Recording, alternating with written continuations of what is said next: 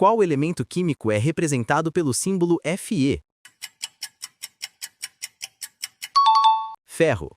Qual é o nome do criador de conteúdo conhecido por seus vídeos de experimentos científicos e invenções no YouTube? Manual do Mundo, Iberê. Qual marca esportiva é famosa por seu logotipo de 3 listras? Adidas. Qual é o menor país do mundo em área territorial? Vaticano. Quem foi o primeiro presidente do Brasil? Deodoro da Fonseca. Qual país tem a maior população do mundo? Índia. Qual o animal terrestre mais rápido do mundo? Chita, guepardo. Quem ama o pai e a mãe não ignora. Se inscreve aí.